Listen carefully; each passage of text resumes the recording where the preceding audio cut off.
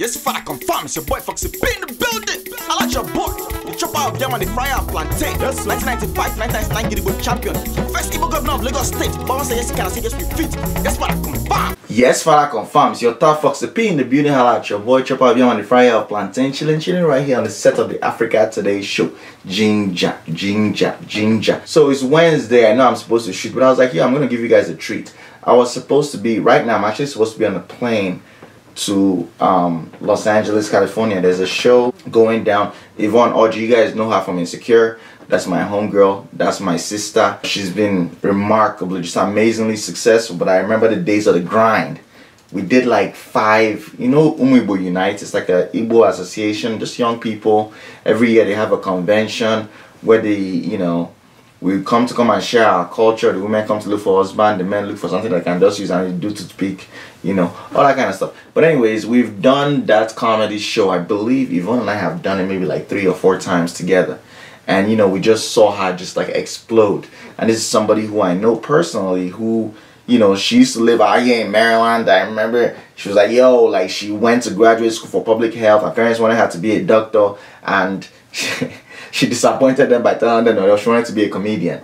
And now look at her on the TV show Insecure. So basically HBO was trying to do an event with her. I think it's like the night of Nigerian entertainment or something like honoring Nigerian entertainers or whatever. And you know her, I mean, she's like the Sankofa bird. Like, she pretty much, as she's moving forward, she's reaching back like, oh, my niggas back in the day, come through. So she sent me an invite, African Ape and Chief Obi, and I'm supposed to be there with them. I already bought my ticket and everything else. But something really terrible happened last night. This may be like 6 p.m. American time, so 1 p.m. Nigerian time. My parents got robbed. You guys know my parents now, Papa Foxy and Mama Foxy. So the same my mom said that you just heard, you know. And I thank God, you know, they're actually okay. That it would be terrible if that's the last recording I have of my mother, you know. But that's not the case. They were on public transportation coming back from the eastern part of Nigeria. I recently bought like a bunch of land in Enugu. I think I bought like either 7 or 9 plots of land. Me myself, I don't even know. Basically, they just reached out to me and said, look, there's land. And I was like, yo, I've always been kind of like, when it comes to like investing my money in Nigeria, knowing fully well I live in America, I should be investing here, doing my business here, you know, all that kind of stuff. So I'm always like reluctant. But this was one of those things when they hit me up, I was like, look, I have this, you know, couple of grand laying around, you know, not really doing anything. I know myself. All I need is one auntie with fat bum to just be like, Foxy P, hey, country. I was like, hey. So I know that money will just go, pia, before you know what's happening, gone. But one of the most beautiful things about buying land is that you have a piece of the earth, and the earth is finite. There's only so much land that you have in the world. So now I have a piece of land that has my name on it and everything else. I mean, I own my house here in America, but you know how it is. You own the house, but the day that you don't pay the bank the mortgage, they'll come and collect it, confirm. But that one is for me, confirm. And in Igbo land, when you buy land, there's something called omenala, which is like the tradition. Which, you know, what it means is like, you know, you go to the king of that area or the chief of that area, and you know, they'll tell you the things you're supposed to bring. It's almost like you're marrying a wife. You know, for this land, they told me for each plot of land, because the man has 2 wives, the person that's selling the land, you have to do 2 of each. So 2 chicken, 2 goats, 2 schnapp, 2 this, 2 that. It does have a whole long list of stuff. And then the king himself too will give you his own requirements. You know, 1 case of schnapps. Schnapps is like that aromatic schnapps, confirmed, that hot drink, that, you know, Gordon dry gin, whatever. And you do all that. You bring wine. You bring a whole bunch of stuff. I mean, everything I had to bring for the land is almost as expensive as the fucking land. And you have to do it because you're gonna be put in a situation where if you don't do that, then they'll say you never really bought the land. But anyways, I'm going away from the story. So my parents went to Igbo land to help me do that whole thing. And on their way back, they were in public transportation. It's something my parents like to do. Instead of traveling with a private car, they look at it like, oh, you know, if you drive like a really nice car, you know, I'm about to see you, they might follow you and try to rob you or anything. So what they do is like, you know, they will just get all these kind of electrical buses, but the small buses, you know, they go to the driver. Okay, how much is it for each seat? That one will say maybe like 8,000 or 9,000 to go from Igbo land to Lagos. Okay, fine. $9,000, 9,000 naira. And how many people do you usually carry? 10 people. Okay, 9 times 10. That's 90,000. You just pay 90,000. So they're pretty much riding in a public transportation bus. So from a distance, you're looking at it, it just looks like regular people going through, you know, and it gives my dad the opportunity to just lay back and relax, knowing fully well that, you know, after his whole, you know, cancer thing and everything else, he's not really the man he used to be. So, you know, everything has to be at his own pace. So he can't be cooped up in a car. He has to be a place that has space, and there's no way you can take like a nice SUV and be driving, you know, with all those roads and everything. So basically at about 1:30 p.m., which is a shocker to me because that's like the middle of the day. Basically, as they were driving, they said they were in Ondo State near this area called Okitipupa. Anybody that knows, they leave a comment. They pretty much, as they were taking a turn, they just saw some people just jump in the middle of the road. And, you know, at first, you know, you're in shock. So the driver like slows down. As soon as the driver slowed down, boom, they brought out their guns.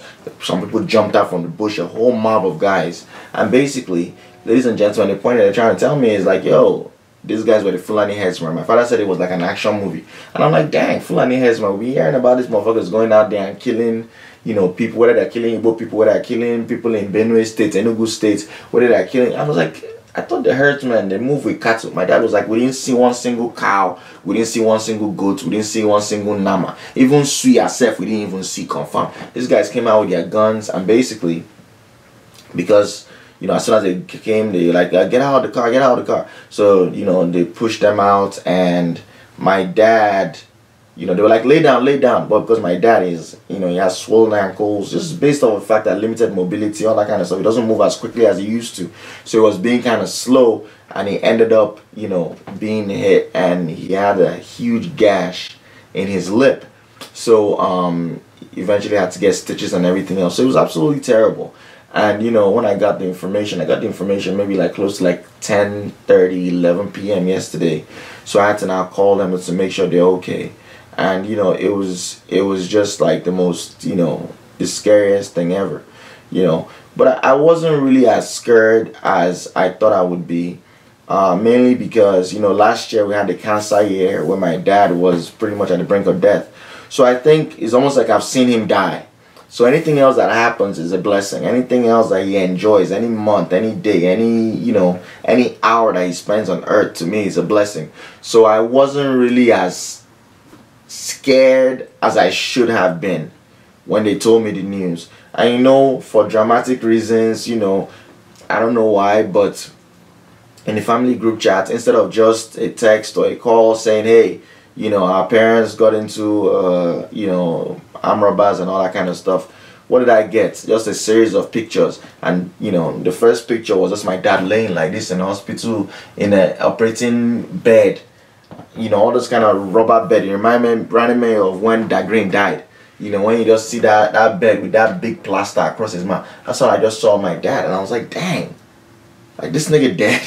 You know, so, you know, eventually I collected myself and I called them up and everything else. And, you know, I don't think this has anything to do with African culture or Nigerian culture or Igbo culture, but just being the first son, you know, you immediately go into, you know, father mode. You're immediately the one in charge. You're immediately the one that has to do things. So I'm like, all right, what's going on? What did they take? So they took their phones, took money, you know, scattered all their things all over the ground. And, you know, my parents had to like go pick up all their stuff and everything else. And, you know, I'm like, all right, are you good? Are you okay? How you feeling now? They were back in Lagos. They had already gone to our you know, hospital and, you know, gotten treatment. My dad had like stitches. He had to take a whole bunch of tetanus shots and stuff like that. You know, antibiotics and painkillers, and, you know, so he was feeling pretty nice. You know, Nigeria doesn't have the same opioid crisis situation. So there you can get the good drug confirmed. Anybody that go to Nigeria, if you come back with anything nice, let me know. Of which I can't even be a pill popper, knowing fully well I had to struggle with alcohol abuse. Can't even now get into something else. Good Lord. That's one of the reasons why I don't smoke weed, because I'm just so afraid that I'll now end up being one of those people that'll just be chilling with mountain of just India hemp. Confirmed. So they said they were okay. The most traumatic part of it was, you know, when it was time for them to now go back into when they were like, okay, get back into the bus, and my dad got up and he's like bleeding all over his face. You know, the leader of the herdsmen was like, Daddy, what happened to you? who did this? Who did this? Tell me who did it. Tell me who did it. And my dad was just like, you know, don't worry, don't worry. He didn't want to say who exactly did it because, you know, he might say that and the leader might slap the guy. Now, that one that they slapped and turn around with gun and just shoot my popsy for belly. So, it's a terrible thing. This is a man that's in his 70s now. When it's time for him to go, he's going to go at peace, just, you know, in his bed, sleeping.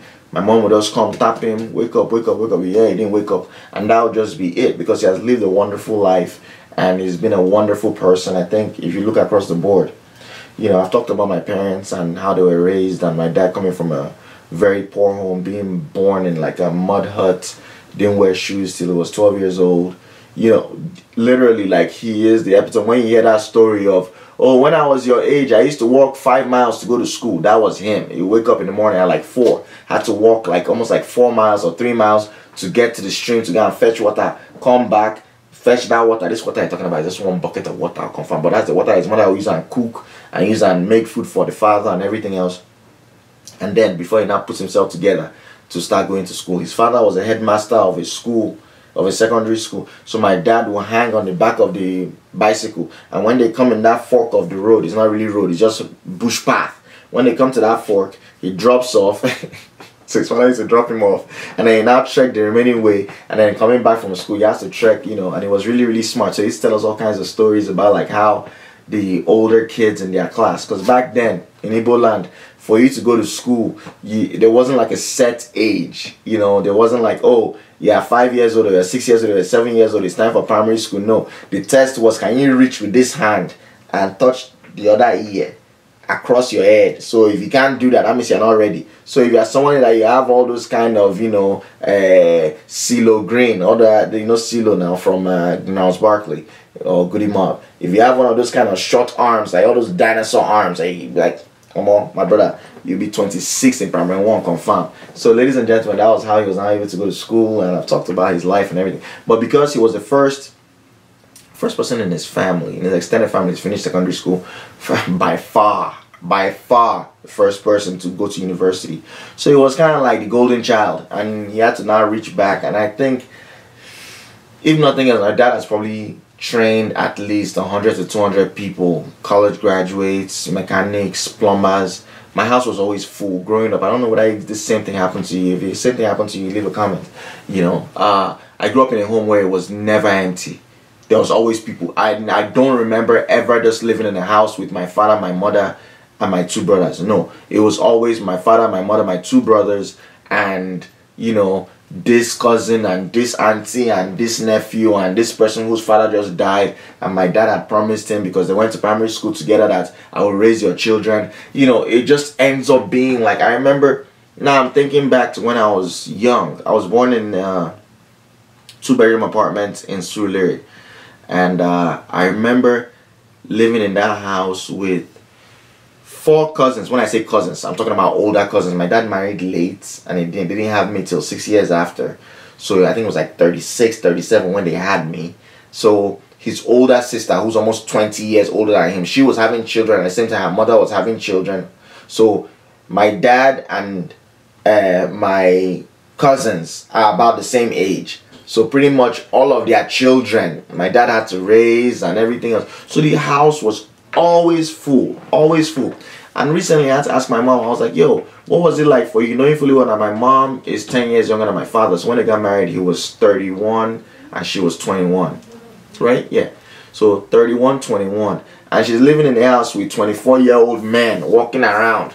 She was like, you know, I had to manage like 4 or 5 of my cousins who were like in their 20s, were living in the same house with my mother. So these days, ladies and gentlemen, if you're a woman out there and you marry your husband, and your husband say he wants to just bring his cousin from Nigeria to come and live with you, please let them live. Because now I'm looking across the board, all of those my cousins are very successful. One of them retired from Chevron. Can you imagine? Retired. Can you imagine? Cousin retired from Chevron. Another one was in Equity Bank for a long time. He used to travel to America. He was like a, you know, one of those top accountants, like they'd say like top 10, top 20 accountants in terms of like all them, you know, accounting rules and how you do depreciation of assets and all that kind of stuff. He's one of the hot brain motherfuckers. He got that ICANN back in the day. You know, I have people that are mechanic, that one of them now owns the mechanic, chica that was a mechanic, went to he now owns like a big car dealership in Ojodu Bega in Lagos. So a lot, you know, he pretty much paved the way for a whole bunch of them. I don't know why I haven't gotten into that whole thing, but anyways, he has lived a good life, and he has been very, very good to people, and he has always given. I remember being in secondary school, and it was time for physical education, no, primary school, and it was time for PE. And you know PE now, you remove your school uniform and you wear your white t-shirt and white shorts. And I used to have an orange shirt, and on the back it said Bob Mwachukwu House. That's my last name, in case you don't know. Of which anybody that's watching AfricaTodayShow by now, you should know my full name and date of birth and everything I do in my whole life. The only thing that you have not seen is Mama Junior, but one day you'll see, I confirm. But you know, I had Bob Mwachukwu House on my shirt, and people would always be like, is that like a real like sports house?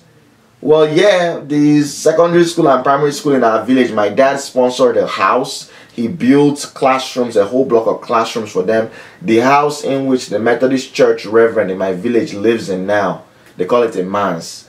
He built it after his mother died. So, you know, he has always been a giving kind of nigga. So when you see me doing the Africa Today Show scholarship, when you see me helping young people out, when you see me just giving, it's because that's the kind of home I came from. Confirm. There was never, you know, this man. I remember growing up when I was mad young. When I remember one day waking up. You know, when you just wake up, memories just be flooding back to you. You know, I just woke up. I was young. I could be like 3 or 4 years old, and me and my brother were sleeping in the bed. So I had to be at least 3, because my brother is 3 years younger than me. So I'm giving you guys all kinds of information. Anybody that wants to now go and use my information and go and collect me credit card, I've given you the whole full blown. My parents are 10 years younger than each other. My father is in his 70s. The whole thing. Now all you have to do is now go on Facebook and see the day I say happy birthday to my dad. So you already know the birthday. So you know that is, you know, maybe it's May 16. And then I've said his age. So you can now calculate his date of birth. And between that and that, Jesus. And I'm sure I've probably said my mother's maiden name here. Anybody that's trying to just use me and just go and collect information and just gonna open your credit card, by now I've opened my ass. That's the problem with doing a show for 8 years, where you're just being really upfront and honest with everything that you do. Confirm. So, but anyways, I remember waking up, and I woke up and I was sleeping in this bed, and next to us in another bed was my parents.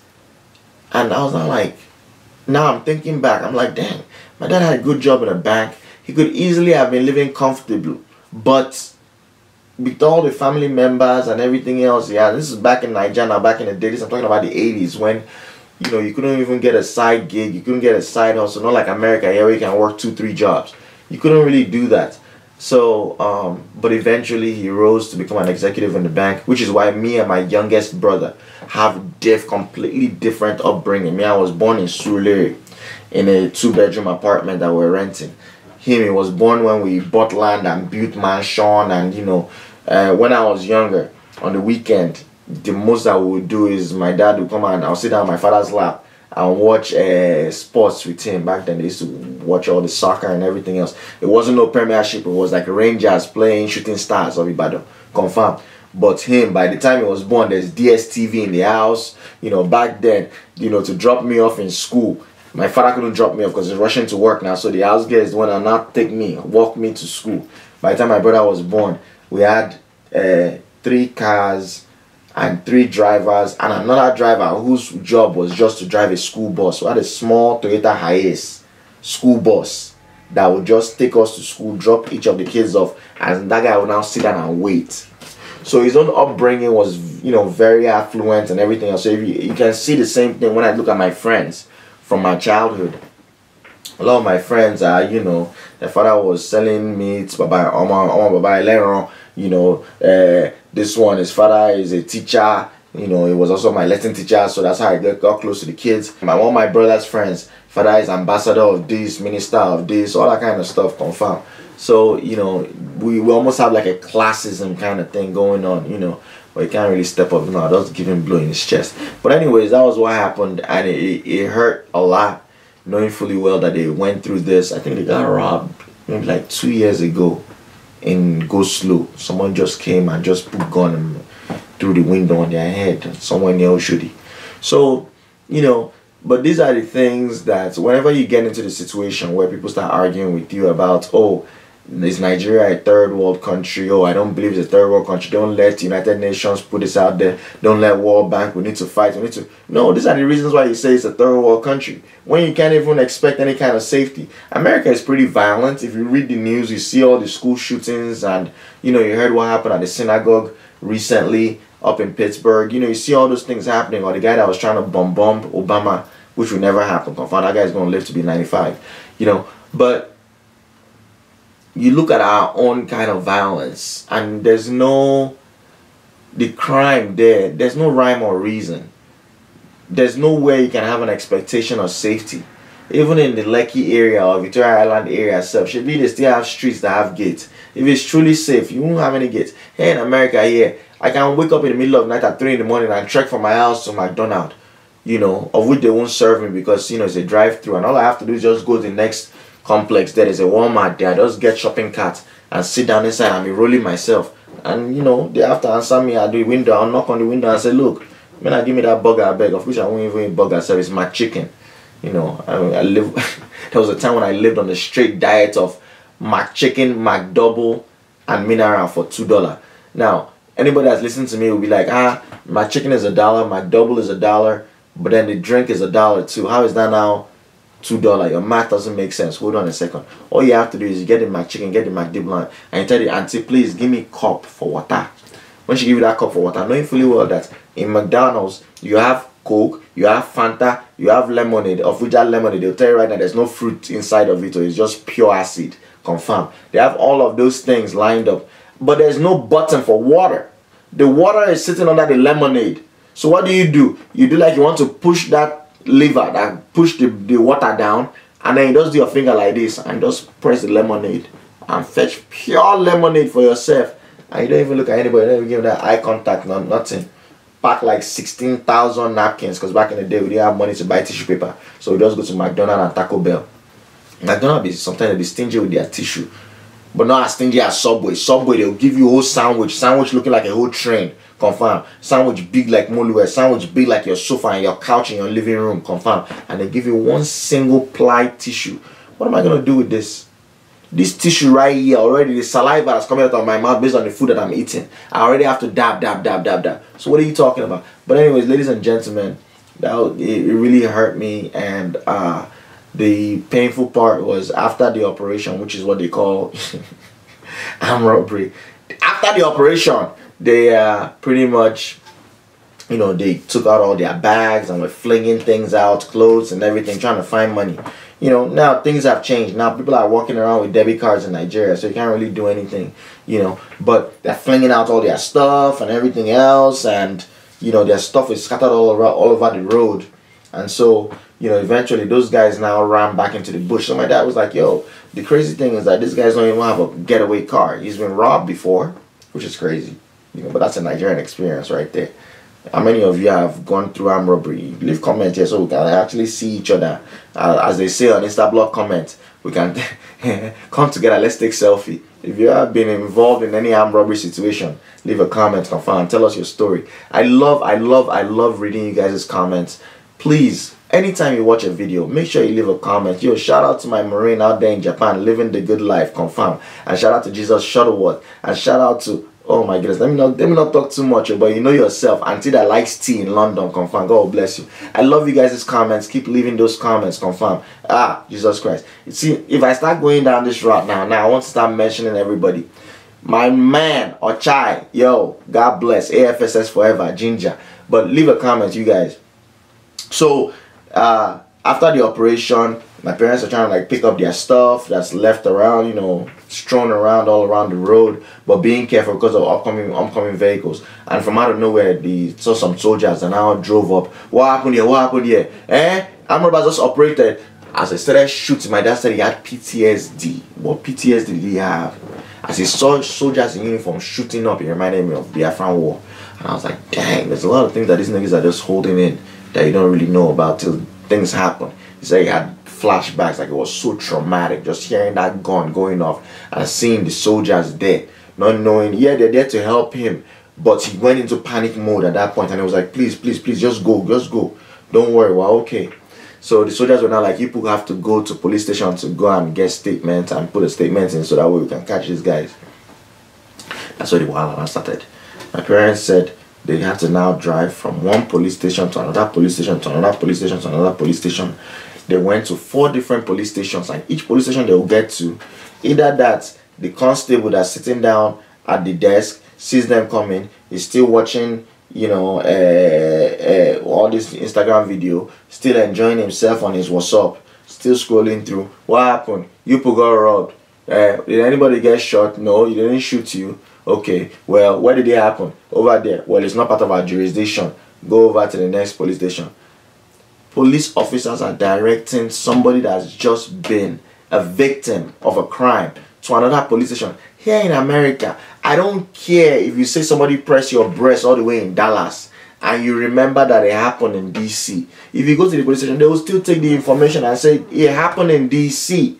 Now, they will collect the crime and the information of the crime, but they will still refer the case to the people that are going to prosecute.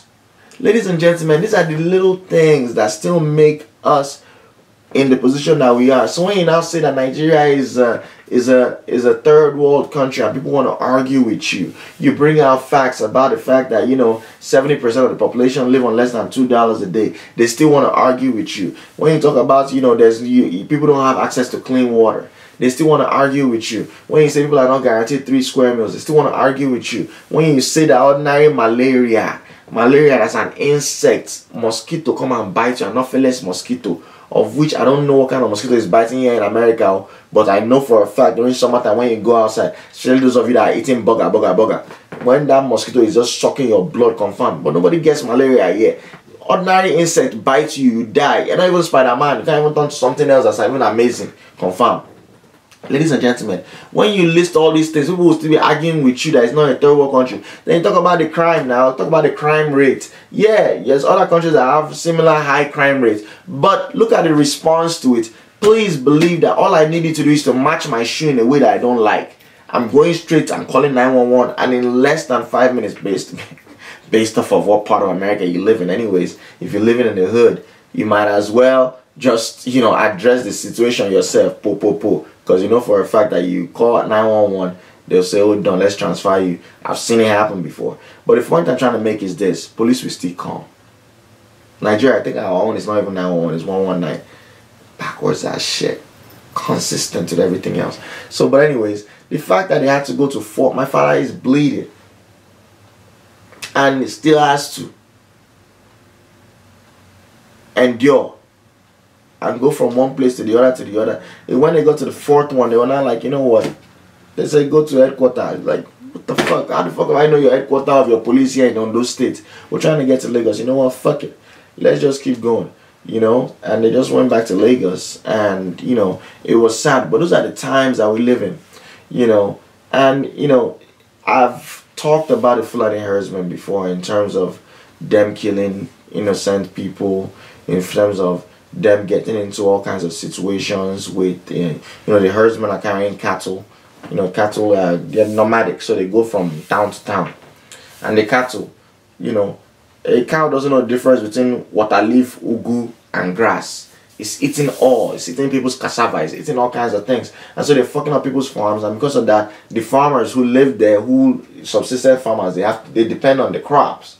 You know, you can't tell me that someone that's been doing back-breaking labor from sun up to sundown for the past 4 months to plant all his cassava, all of a sudden in the blink of an eye, in 35 minutes of your fucking cows trying to just get their nutrition, kill off all the work that he has done.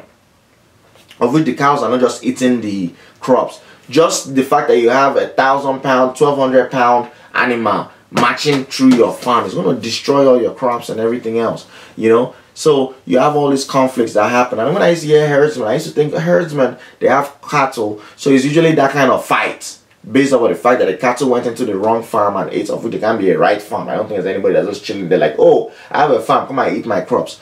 But the point I'm trying to make, ladies and gentlemen, is I always thought about them as herdsmen. But when you look at the level of brutality, I don't know whether you've seen all those WhatsApp pictures that people be sharing where they cut open somebody, a picking head to the white meat. They've cut a woman's stomach open, a pregnant woman's stomach open. I'm like, this isn't just regular fight. Regular fight is just like, one person bust bottle, the other one carry plank. They plank, they said they bottle each other. You know, cutlass, everything, then guns, all those kind of gun where if 5 people are coming, you have to better aim well, and hope that they act like birds. What do I mean by birds? They say when you stone one bird, that bird no need to tell the other bird say stone they come. All of them go discharge. But if you shoot that dang gun like this, baka! I think that's how it sounds. You know, regular gun is po. This one is baka! And you hit that one like this. Once you hit that first person, your reloading mechanism, they will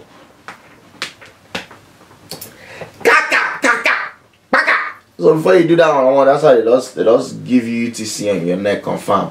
And you people know what UTC is now. UTC is that utility knife that people use like a small butcher. If you buy a set of knives, you have your regular knives, they give you bread knife. Sometimes they fuck around and give you pizza cutter. I'm like, what are you using this thing for? The only thing I use it for is maybe I'm making pounded yam and I'm trying to divide which part I'm going to eat, which part my children are going to eat, confirm. But then they also give you one knife like this, that's like a butcher knife. It's big like this, and it has a regular knife handle, but it hangs down.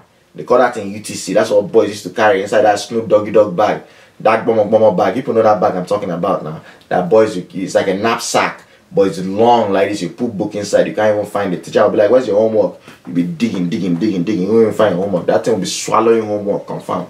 So that's what I expected to be seeing whenever they are fighting. But looking at the way these guys just go and kill, I'm like, yo, these motherfuckers is killers. And I was telling one of my boys what happened to my parents, and they were like, yo, that's the same place where they kidnapped Kenny, of which I have to bring Kenny to this show. Kenny is the only person that I know personally that was in Nigeria and got kidnapped. I have to bring him so he can tell the story. He said that the same exact thing happened to Kenny, where the guys came from bush, did the operation and ran back into the bush. They didn't have any escape card, nothing else. They just pretty much went through that whole process. And you know, but Kenny was kidnapped. My parents weren't, which is crazy because I've been saving up. I'll say this out here because, you know, I love my parents. I try as much as possible to do anything I can for them. And, you know, that's one of the reasons why I'm just gingering my brothers, like, hurry up, start making real money so you can help too. And they've been helping. You know, there's things my parents used to ask me for that now they don't really ask me for anymore. So I thank God. That usually means my parents will not come out and tell you that, okay, remember that 100,000 I told you I wanted and your brother gave it to us. They won't say that because in their mind, they've asked 3 people for 100,000. If that one person gives 100,000, they won't not tell the other 2 that, okay, the 100,000 has come, don't worry. If they can get 300,000, if you can even drink and forget that you've already sent 100,000 and send another 100,000, they are fine with it. Let them collect 600 when they ask you for 100. That's how you now see prayer in the morning. My son, may the Lord continue to bless you. May the Lord keep you. As you have done for your parents, your children will do for you. You say amen, not knowing it's copy and paste that they've sent to all 3 children, confirm. But anyways, the point I'm trying to make is this. I've been saving up to buy my father the one thing that he said he loves. He loves Lexus. He never owned a Lexus. He was always a Mercedes-Benz guy. But he always looked up to Lexus, the one with the gold crest. So I was saving up to buy him a nice Lexus SUV, which I thank God now, because if I had bought that car when I wanted to, I was trying to buy it for his birthday in November, you know, and send it early enough so that way I can have it and be using it. If I had bought that car and they're riding in big SUV, as like call it in Nigeria, Jeep, imagine if they were riding in that car. These motherfuckers would have kidnapped them now, because my boy Kenny was kidnapped now by the same Fulani Herdsmen in that same area in Ondo State, confirmed. So I was thinking about it, I was like, dang, my parents are kind of smart, because their whole thing has always been they use a public transportation from a distance. All you see is just Chisco or a Kenele Chico written on it. So you just think that, okay, oh, this is just a bus that's traveling, that has dropped off other passengers, or maybe it's about to go pick up more passengers. You don't really suspect anything. But if they were in a big SUV, those motherfuckers would be like, dang, you know what, it seemed like these people might actually have Pekin and oversee. Let's kidnap them. And right now I'll be telling you a different story, confirm. Kenny's story is very, very interesting. When they kidnapped the boy, they sent text message to a whole bunch of niggas here in America, like, they don't kidnap him more. They need money for release. Or men are donating, people are donating. Nobody hit me with the text. I don't know why. You know, maybe they looked at me like I'm an ancient nigga. I'd have kicked something in, you know, because Kenny's a good dude. But anyways, he went to Nigeria and he got kidnapped. And basically he said they were walking inside that bush. And those guys know the bush. as good as the back of your hand. Now, if you understand bush in Nigeria, America, they don't have bush, they have woods. What is woods? Woods has tree that's growing. You've seen all those movies where in between the trees there's space. Nigeria bush, there's no space. So talking about virgin forest where Adam and Eve were moving around. You know, remember the story of Adam and Eve now, where God called Adam, Adam, where are you? Adam said, I am naked, my Lord. And God said, Adam, how do you know you're naked? Confirm, ladies and gentlemen. Thick virgin forest. Thick. As you're moving inside that bush, the tree will be holding you, my friend. Where are you going? Come here. Confirm. Treating you like an NFL running back. Confirm. Ladies and gentlemen, Kenny said he trekked inside that bush with those kidnappers to the extent that he was so tired for 5 hours. He was so tired he couldn't even move anymore. One of the kidnappers now had to back him. I was not like, damn. They're really treating you like a commodity. You have to bring him to this show, so please remind me. If you guys want to see that, leave a comment there. But anyways, my parents are fine. They're back in Lagos. They're doing real good. When I called them yesterday, my dad was like, I think we have to hurry back. We have to hurry back to America. I was like, oh, I understand where you're coming from, man. I know, because, you know, this is what we deal with. So, am I going to hear all these things and now say I want to move back to Nigeria? Are you going to hear me tell this story and now say you want to move back to Nigeria? These are the things that hold us back. You know, these are the things that keep us from doing the things that we want to do. Forget about what Auntie Kemi dealt with as the finance minister, where someone that grew up in London decided to move back to Nigeria to go and help things, and then they now decided to now screw her over. Forget about all the situations we have where people go and invest money. They make money in America or in London or wherever and go and invest in Nigeria. You know, forget about the fact that our politics is not even politics, it's politics. You know, as Fela would say, democracy, demonstration of grace. You know, forget about you don't have NEPA, forget about you don't have water, you don't have healthcare. You have traffic and all kinds of craziness going on in the cities. Just the fact that you can't even travel from place to place. If you put know how many times, you guys know I'm a stand-up comedian, every weekend I'm always traveling to go do gigs. You know how many times I finish the gig, you have that rush of energy. You know, you've been on stage, you know, you have all the adulation of the crowd. People are like, oh my God, you're so funny. You get off stage, people are hugging you. Please, can I take a picture with you? And you know, guys, now they don't want to, you know, like, my girl's a huge fan. Let's take a picture. And then now holding me and taking selfie. You know? But just tell me you're a fan. Leave it like that. Nobody will stress you. That's why you bought tickets. Come and watch the show. We appreciate you. God bless. Don't even make it personal. Leave it like that. I won't stress you. As Drake said, you know, they buy two copies of my CD and say one is for his sister and one is for his niece, whereas both are for the guy. You know, just say that you're a fan. There's nothing there, confirm. But anyways, let me not get away from what I was saying. The point I was trying to make was I have tons of shows that I do, like in New York, where you finish doing the show, you drove up for the show, you change in the car. After the show, it's around like 11:30 p.m. Now you can go get a hotel. But you're like, yo, you're feeling that rush of having done a great job. People are like, yo, my guy, you are the best ever. You're like, you know what? I'm feeling gingered, man. How many hours? Only 4 hours to get back to Baltimore. Fuck it, you hop in your car. Ladies and gentlemen, you'll be good though. As soon as you get out of New York and get on that New Jersey Turnpike, which you have to be on there for 2 hours, the road does not change. All you're just seeing is just road, motor, and tree. That's it. You just, after you pass it, after just nodding yourself, giving yourself whistle no rumor. If people were old enough to be in that Japan 94, just nodding yourself, whistle no rumor. Confirm. Ladies and gentlemen, that's why I'm not like, yo, I cannot come and kill myself. That's how you just stop on the side of the road. If it's winter time, leave the car running on your heat. Don't even put your hazard. But you just, you know, if police start slowing down, be like, oh God, don't worry. I'm just taking care of myself. Lay my seat back and sleep comfortably, knowing fully well that there's no fear of any kind of pressure of security. No armed robber is going to come and disturb me. I'm just going to get my sleep, jeje. And once I'm ready, I wake up again and start pushing. And when I get to Delaware, sleep now start hitting you again. And what do? You do the same thing. At the most, what do? You FaceTime Mama Junior. And it's very important. You have to FaceTime so she can see. Look, I'm inside moto by myself. See the exit. That's where I'm at. I'm not inside any hotel room pressing an illegal yash. I'm not doing that, confirm. It's just me, myself, and I inside this motor, and this gas tank is about to empty because I've been sitting inside the car for a while. The point I'm trying to make is this. There's an expectation of security. I know I haven't done anything bad to anybody, so nothing bad is going to happen to me. Now, I'm not saying that there's no hoods and some dangerous places or barriers where you can go through where things are going to be crazy. I'm not saying that, but I'm just saying that me, myself, living here, relatively safe. But you can't say the same thing in Nigeria. And the sad part of it is that this thing happened at 1:30 p.m. middle of the day on a random Tuesday. So why would my parents want to run and come back to America, knowing fully well that they hate winter? But it's looking like it's about to happen. So anyways, thank you guys so much for this show. I was really going to talk about the Trump birthright citizenship thing, but I'm going to push that to next week. Actually, you know what we're going to do? We're going to do something amazing. This is going to be the first time we're doing this, but the idea came to me when I was coming back, because I was supposed to fly out today.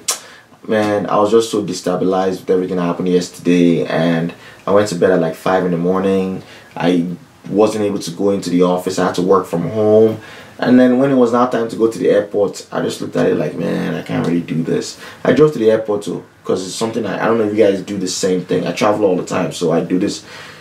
At least on average, I'm on a flight 40 weekends out of the year. So it's constantly.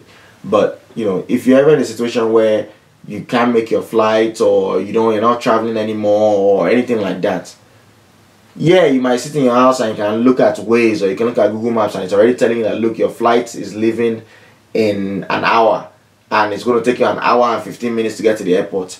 Still get to that airport, because you never really know. Get to that airport, look nice with a smile on your face, get up there like, hey, I'm sorry, I had a family emergency I had to deal with. Is it possible for you to put me on another flight? They'll tell you, okay, yes or no. They might tell you, you know what, we're not going to be able to do that. Okay, can I please have, any credit? I know you might not be able to give me my full money. And I've seen where people tell me that, oh, Delta, they will take it, they can't change it to after you've already taken off, or Southwest, 10 minutes before you get there. I've flown different airlines and I've done the same thing, and it's worked for me. When you get there and you explain yourself, last, if you paid $400 for the flight, they'll say, you know what, okay, here's $200 credits. It expires in 1 year. You still have $200 you can still use for something else. Or they can put you on another flight. You can tell them, like, put me on a flight. They'll be like, okay, I can put you on this standby on this next flight. Like, okay, I can't go on this next flight, but put me on something tomorrow. And they'll do that. So these are things. And when they put you on that next flight for tomorrow, you can call up the airline and say, look, I have a flight. They'll be like, when is your flight? They'll be like, it's tomorrow. Because now your record is showing tomorrow. And tell them, like, look, I can't make that flight, man. Like, I don't want to travel anymore. I'm dealing with a family emergency, blah, blah, blah. Can you just give me credit towards a future flight? Go to the airport and plead your case with a human being. Not someone that's on the phone. Because those people are on the phone. They themselves are living they're still in their house. They're not even in call center no more. People are working from home, confirm. So just do that. Go out there to the airport. So I did that. And I got there. And then when they say, oh, we'll put you on another flight, I was like, I really don't want to do that. Is there any money you can give me? I think they ended up giving me, what they give me, like maybe like $80 or so. That's still something. I can use it in the future, confirm. But anyways, the idea came to me as I was driving back. For the birthright citizenship, Trump already came out and said he wants to end birthright citizenship. What is birthright citizenship? The fact that America is one of the few countries in the world where if you are born in America, regardless of your parents' status, regardless of the kind of visa they came in with, it might not even come with any visa. Whether your parents are citizens of America, they are green card holders, they are illegal immigrants, they are on visiting visa, however, F1 visa students, you just give your chemistry project group member Bele, and she born while you are still in school. That Pekin was born in America, and that Pekin is now a US citizen. Birthright citizenship. Now Trump says he wants to change it. Now I don't want you guys to get into the argument on whether they should, whether he can or cannot. That one is more of a Supreme Court argument. Eventually what's going to happen is you are going to be regurgitating things that you've read, articles you've read, news that I don't want you to do that.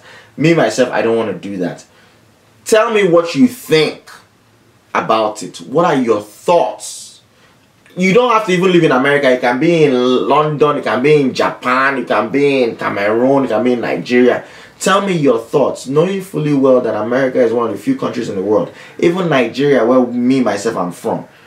It's hard. You cannot even, there's no birthright citizenship. If you are not born of at least one Nigerian parent, you cannot be a citizen. Unless you now, even if you are born in Nigeria, you now have to satisfy, I think you have to have lived in Nigeria for like 8 years or 10 years. You now have to satisfy all these requirements and file your own paper to say that you want to be a Nigerian citizen. So just because you were born there does not mean that you were a citizen. So you have a ton of countries. UK just went through with their own in the 80s where they switched things up, of which... That's why I love Africa Today's show. You remember we talked about this thing. I think it was a February episode, February 2017, when I said, with everything that Trump is doing with this Muslim ban, all this slowing down of, you know, student visas, all this slowing down of temporary work permits, the next thing is going to be this birthright citizenship, and now it has happened. So that's why I love you guys so much. I said it before. By far, you are by far the most well-educated, intelligent audience of any African news show in the world. Confirm. I put you up against anybody that's watching BBC, anybody that's watching CNN, anybody that's watching Fox. Anything that is about Africa, I'll put you guys up there. Confirm. So I want you to please give me your thoughts. All you have to do, carry your camera. You know, if you want to put it straight, actually it's better for you to put it horizontal. Do selfie style and just be like, my name is Baum, I live boom boom boom, and I feel like America should go ahead and eradicate birthright citizenship, knowing fully well that, you know, you have a lot of people that just come here to bump again and then they dip out. My name is this, I live here, and basically I don't think they should change it because it's part of the Constitution. Whatever you feel, this is going to be a crowdsourced episode. Please, please, please go ahead and do that video. As I'm telling you, put this thing now. Do the video and send it to me. AfricaTodayShow@gmail.com. AfricaTodayShow@gmail.com. Don't even waste time. As you're watching this thing now, press pause and record it right there. Don't worry about how your hair look. Don't worry about putting filter on your face. See me, I came straight for airport. I'm still wearing the hoodie that I was supposed to use just to cover myself and protect myself from cold. You know, because you know those airflow. When you enter inside the airplane will be hot. You be like, pilot, on AC now. When you put that 30,000 feet, that thing now turn to Himalayas. So point I'm trying to make is this: don't worry about nothing. Record it and send it to me. I want at least 15 to 20 of those videos. So if I see that this video that I'm talking about my parents being robbed gets 400 views and I'm not seeing video from you, it's cheating. Because me myself, what did I do? I came out here and gave you what you wanted. So please give me what I want. Send me those videos. Hit me up on Instagram, Twitter. But make sure you email that video to me. Let me know your thoughts about them trying to eradicate or end birthright citizenship in the United States of America. As we talk whenever we end this show. Anything we don't die in a Voltron. And remember, the ginger is internal. I'm your Tal Foxy P. Confirm.